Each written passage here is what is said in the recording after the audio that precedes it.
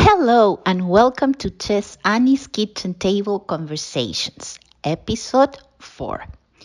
We hope you enjoy this delicious and heartfelt conversation inspired by Asian Heritage Month. Our guests this time are Annie Osumi and Jie Yuan, who have generously shared their personal stories around migration and their Asian heritage and identities. Annie Osumi is now a Canadian citizen and lives in Montreal. She is a professional cook with international experience in restaurants in Brazil, Melbourne, Australia, and Washington, D.C. She is the CEO of Chezanny, a home cook business with a nurturing philosophy, and an artist founder of the bijou brand Asmina. And she is the sister-in-law of my dreams and the marvelous mother of two divine kids, Gaetano and Nina.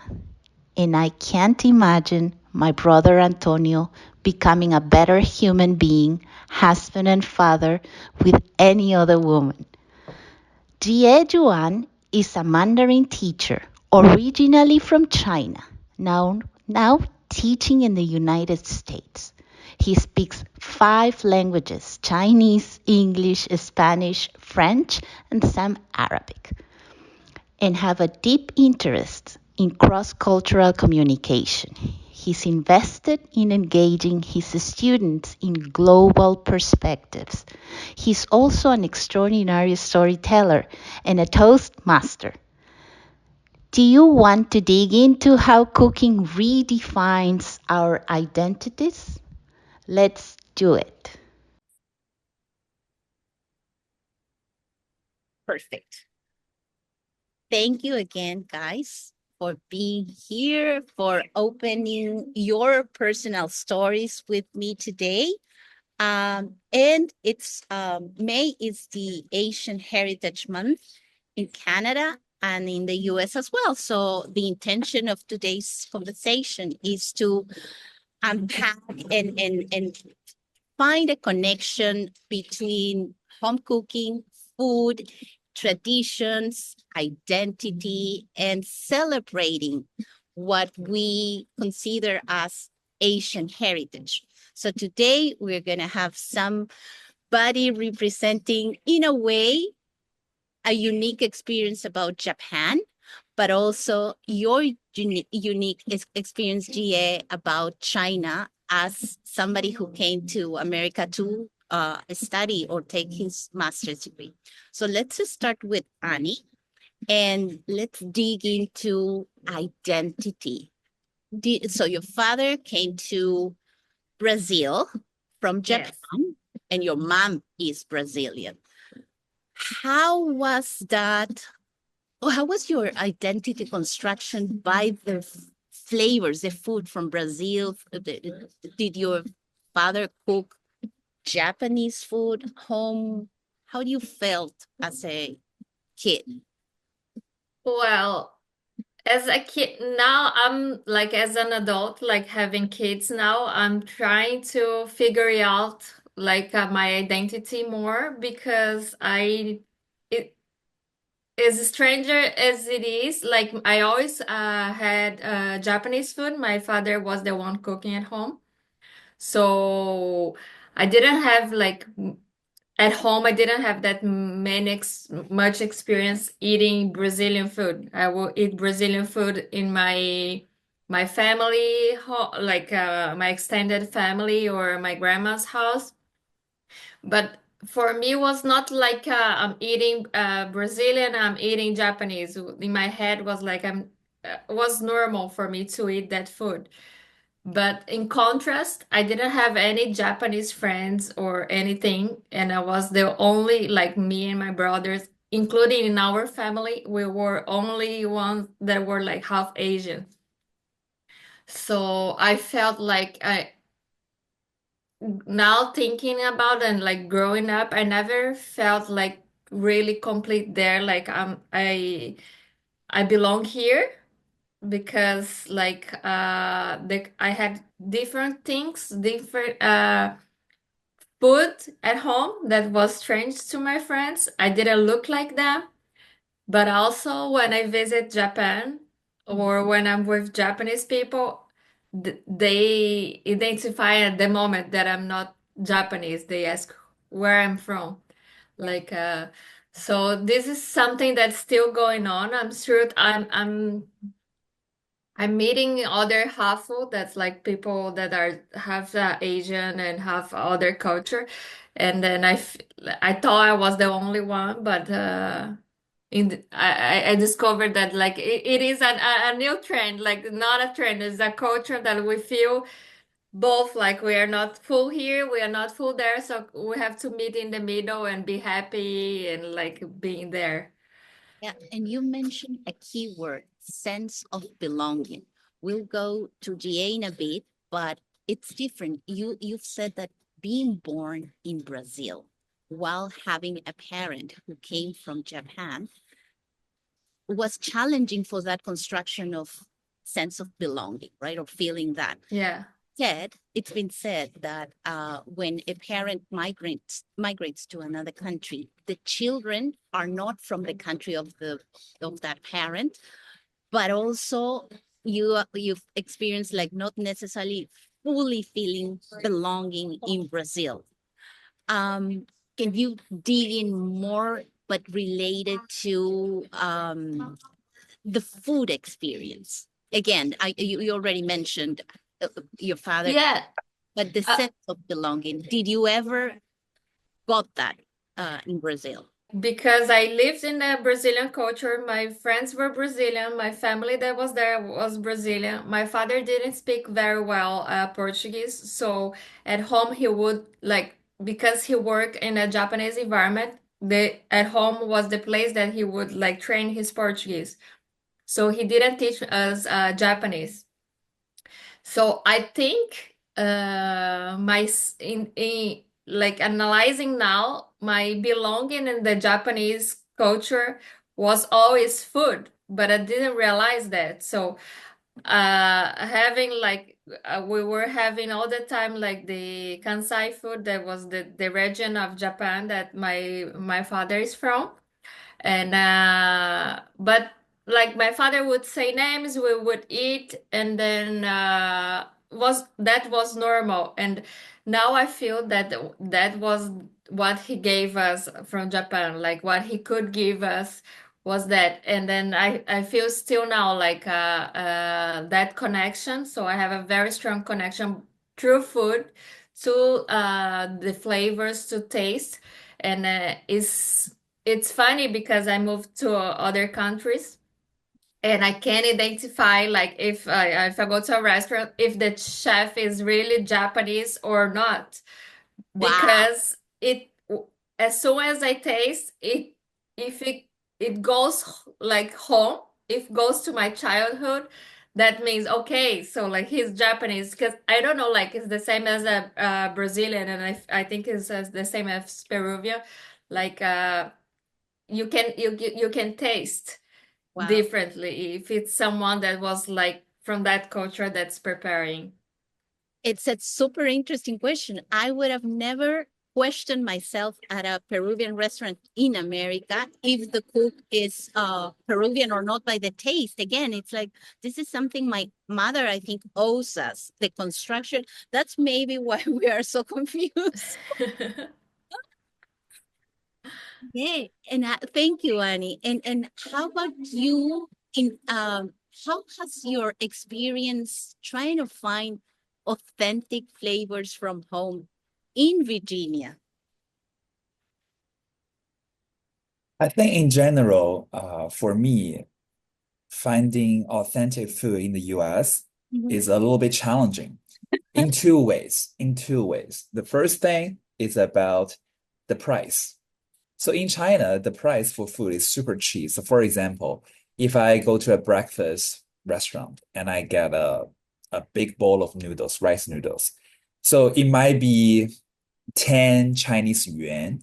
So right now the currency exchange rate is around like a $1 equals to around 7 Chinese yuan. So 10 yuan for a whole bowl of noodles, which is like around $1, $1. It's very cheap. You can get a very quality food in China with a very low price. But here, if you go to Chinese restaurant, if you just want to get a bowl of noodles, it can be very easily reach $15 or plus tax plus tip, it can be $20. So see, in China, I only pay $1, but in the US, I pay $20. So it's difficult for me. So it's not super economical. And the second thing is about the taste. Yeah. So that's why I said there are two ways to make this experience very difficult for me. And also for the taste. I would say in the US, I do see some good restaurants, good Chinese restaurants, but the good restaurants usually they are not in the downtown area or it's not where I am living.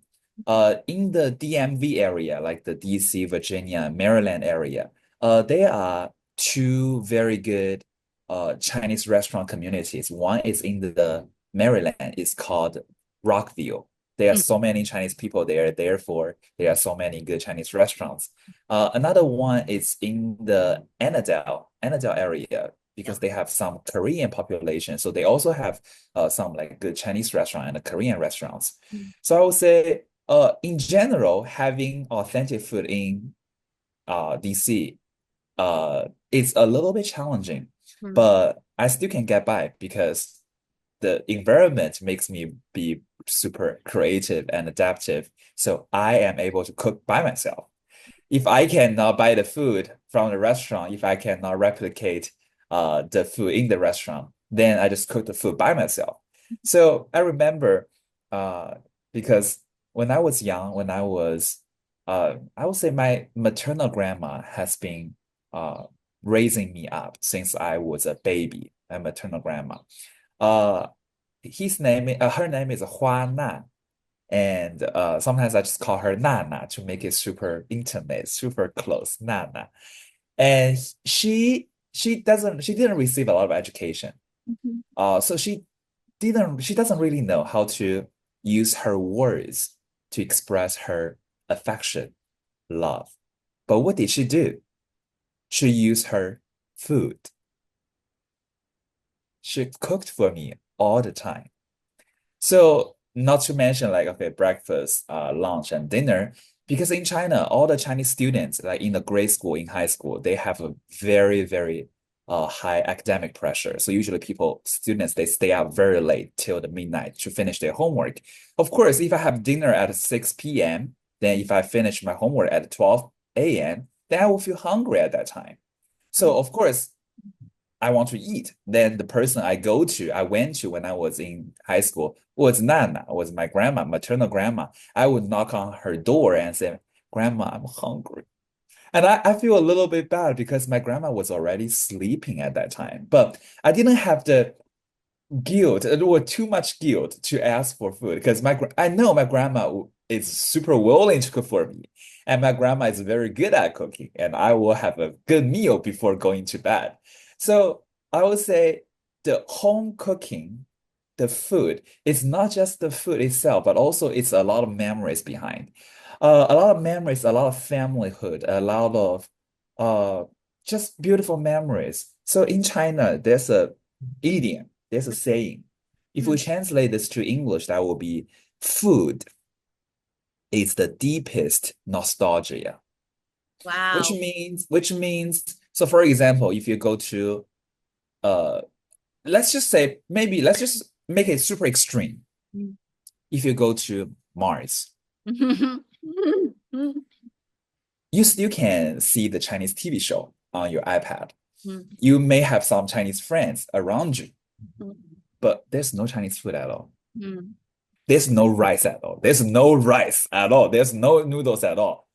Even though I have all the connection, even though I have all the entertainment in Chinese or the language, blah, blah, blah, I will still feel very nostalgic because food is the deepest one because your stomach never lies to you. You want to eat. You want to eat the flavor in your childhood, from your childhood. So I think I am fortunate I think right now I'm able to provide myself with some good food, and also there are some restaurants around me. They are authentic. If I want to go, if I am willing to pay for the price, then I still can have the access to it. Uh, and as I mentioned, this is not a very interesting story because I need to learn how to cook. But before I came to the US, I never cooked. So cooking for myself is because Nana helped me cook. And when I was in college, I went to the cafeteria, like college cafeteria. It was super cheap. It was super accessible. But so when I first came to the US, I didn't know how to cook. I didn't even know how to make rice, like with the steaming pot. So that's when I had to call my grandma and say, Grandma, how do I make this? Grandma, how do I wash this vegetable? Grandma, how do I cut it?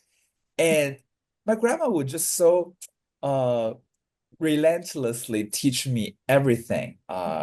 We just FaceTime to each other, and in the meantime, we just talk about some family. Oh, this relative, blah blah blah. That relative is blah blah blah. It's like a gossiping. It's like a family gossiping. We enjoy. My grandma told me, "Do you know that? But that person, remember, blah blah blah, from that family." The Whoa, beautiful whoa, whoa, thing whoa, whoa, whoa. about how to cook. It's So like our own YouTube channel for you. yeah, just like in Spanish, there's a word chisme. My Yes. grandma is very chismosa, and I'm very chismoso. So we are just like, oh, really? Oh, really? So, so, so the time my grandma taught me how to cook is also a time for me and my grandma to bond. Even though I am in the US, my grandma's in the China. Even though I received high education, but my grandma didn't really receive any education. This food is the bridge to bring two-person in different two countries together, and also to continue the family bonding. I think that's a beautiful thing. I just cannot stop smiling. It's just a beautiful thing to think of my grandma. And now I visit China twice a year. Mhm. And also that can also help me reduce my nostalgia because I have more access to Chinese food. And when it's super hard time, or when I'm experiencing something like anxious or whatever in the US, and I was think, okay, I have something to look forward to. I'm going back to China. I'm going to have a 7 Chinese yuan, like a bowl of noodle, blah blah, super cheap. Okay, it's worth it. It's worth it. It's worth it. Ah, that's Yeah. lovely. Thank you. And Annie, going back to your life now in Montreal for several years, how was that experience visiting your father's land for the first, not the first time, but you had a different taste as an adult, and the memories probably were stronger as an adult. How do you identify when coming back to Montreal the flavors you tasted in Japan? Uh-huh. And did your family also cook for you there? No, actually, at this time, because it was so short and you had to see so many people, Yes. we actually ended up like meeting in restaurants. Mm-hmm. So I felt this is the thing, like was the first time as an adult, but my last trip as a child was at the age of my kids when we went now. And it's funny because all my memories were there. And like I cannot remember what I ate like last night for dinner. But like all my memories were there. Like I could remember some like routes to go to places that we would go, and then also the food. I would say like, okay, like this tastes the same, this tastes a little bit different. And it's the for me it's the same experience as Z. Like we cannot, like if I want to have authentic Japanese food here in Montreal, I have to pay like a Yes. lot, like hundreds of dollars to have like a good meal, or a bowl of authentic ramen that in Japan would cost me like $9.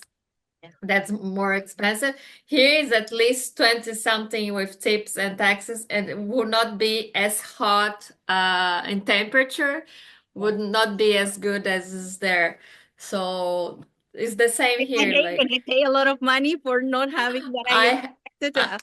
yeah, and then so I think actually since we came from Japan and then we saw like the quality of food and then the prices, I think Antonia and I, we are eating less and less in restaurants and we are cooking more at home Yes, because it's so frustrating it is. that you go, you pay a lot of money, and then you don't get the like to fulfill the nostalgia of like you don't get what you were expecting. It happened similar to me whenever I would go in Peru to a Chinese restaurant, and even here in America, you would see that the Chinese cooks at the end of the shift, they will have a different meal that is offered on the menu.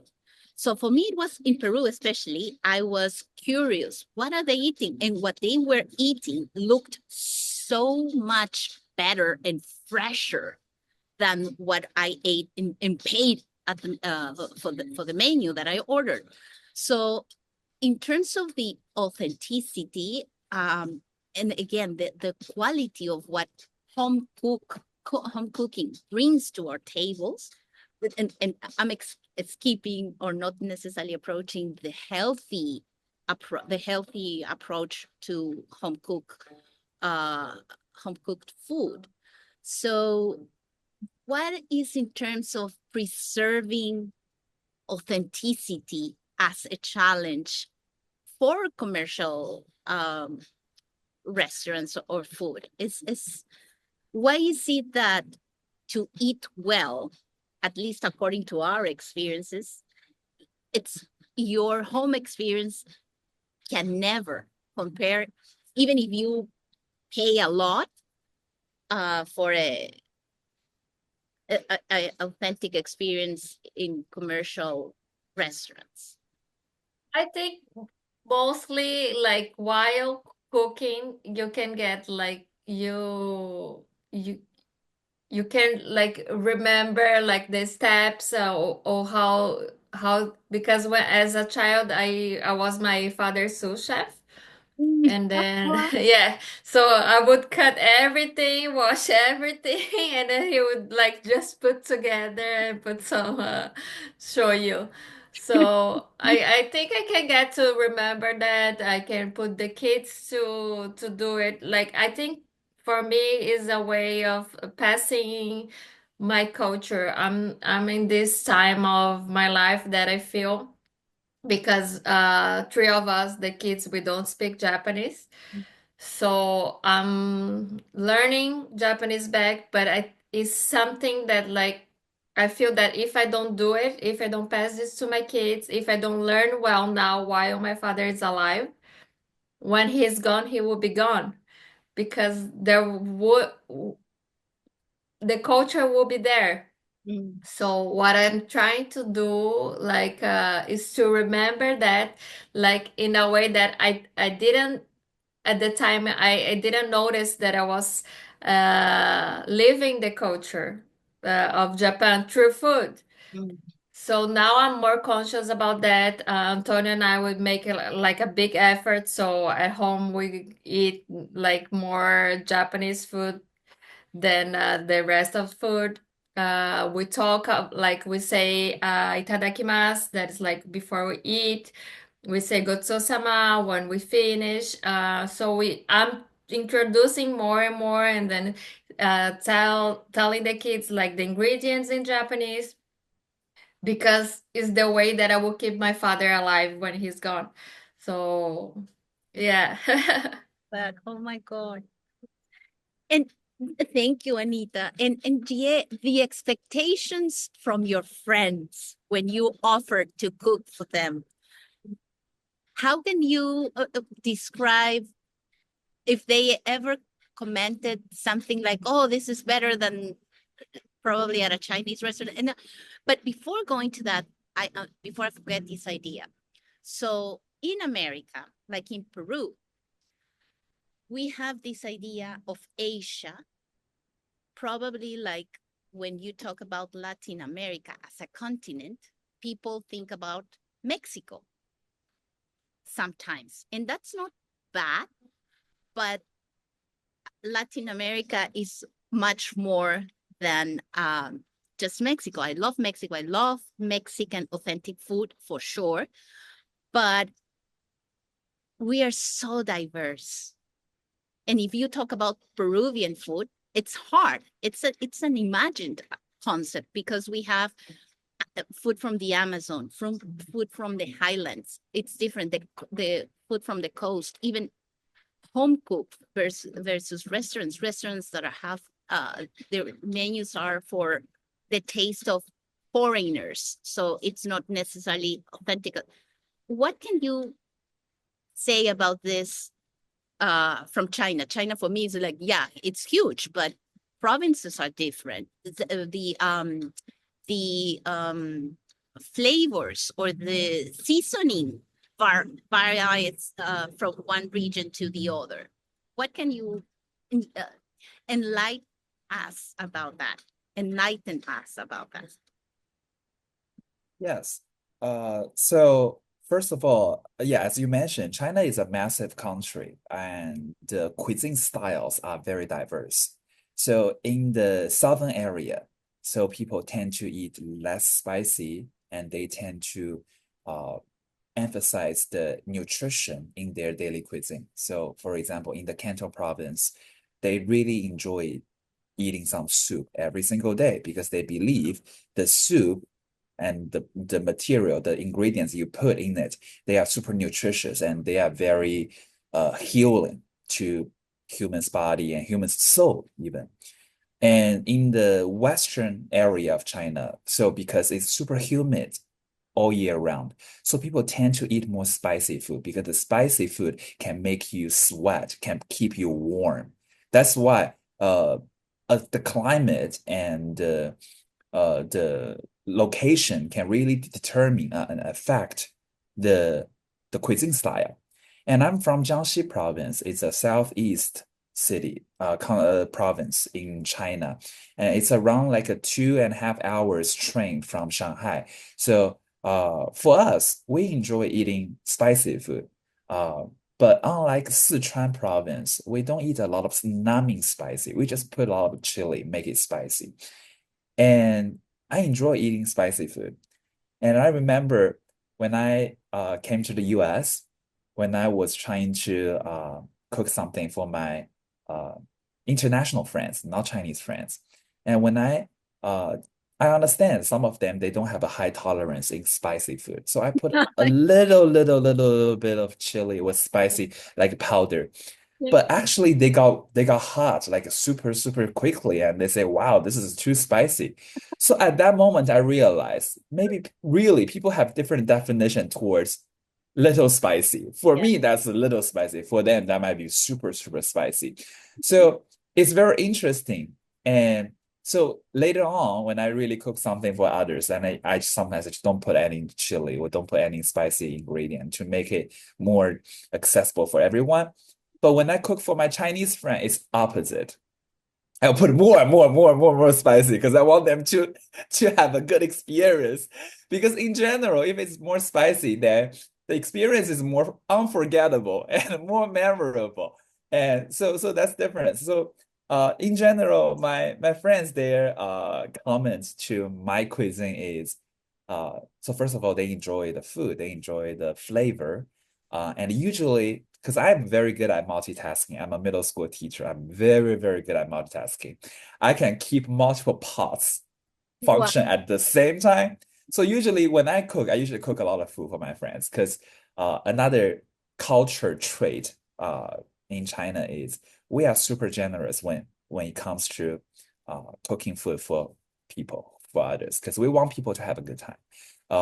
In this case, I think we are super altruistic. We want them to have a good time. We want them to enjoy the food. We want them to really remember this moment. Yeah, so that's about like my friends their comments about my friend. Also, enjoy placing the food on the plate in a very aesthetically appealing way. Yeah. Because I feel like the presentation is part of the food experience. So if you see something super attractive, if you see something super with a lot of stimulus, then it can actually help you to have a better appetite and have more like a desire of eating it. So yeah, my friends, their comment from me for my food is usually, oh, you're so generous. The food is very good. It has a very good taste. And then it looks great. So usually they will take a picture and post it on their social media. And I enjoy. But there's another interesting thing when I cook for my friends. Usually after I cook for my friends, I don't feel hungry anymore. So for example, even if I'm hungry right now, but I know my friend's coming for lunch. So I'm cooking. But when I was sitting at the lunch table with my friends, I didn't have a lot of appetite. And actually, I wrote a speech about it when I was in Toastmaster. So my conclusion is, while cooking for my friend, I had to taste the food along the way. And all these tasting, they already filled my stomach. So that's why I didn't feel hungry anymore. So yeah. And another thing is your question. Wait, what's the second question? I'm sorry. You have another. Instructing us about how China is so huge that one province has different Oh seasons. yeah. But the idea of Asian people, Chinese immediately. Like that's the same in Peru. Whenever I had a friend that either the parents came from Korea or Japan or China, they will be called Chinese. So yeah, I don't know. True. Yes. You know, I went to Cairo, Egypt, last year, and I remember when I walked to the Hana Khalili, it's like a shopping fair, like a market, super big market. When I walked by, and the shop owners, they just say hi to me, but say 你好, 你好. But I doubt he really knew I was Chinese, or he just thought I am Asian, so I have to be Chinese. So for me, it's okay because I'm Chinese. But I was thinking, what if I was Japanese? What if I was Korean? How would I feel? People just assume that I'm Chinese. I think that's very bad. But I don't blame them because they are not super knowledgeable, or sometimes they are not super sensitive in that way. So maybe, or it's because of the culture, they are just super enthusiastic. They just want to try to make some connection. They don't know how to say hello in Japanese. They don't know how to say hello in Korean. They just know how to say hello in Chinese. I said, okay. But that was very interesting. And when I was in the US in the US first year, when people saw me, and after they knew I'm Chinese, they just asked me a question. Do you eat dog? Oh my God, yes. And I said, This idea, this. yeah, I said, yeah. A lot. I have received this question many times. Yeah. So originally I was confused why people ask me this question. Later on, I realized that's a stereotype on Chinese people. Like people in the international world tend to think all Chinese people eat dog, all Chinese people are cruel. So for me personally, in my daily cuisine, in my daily food experience, I don't eat dog at all. And I have never thought like a dog as a food option for me right now.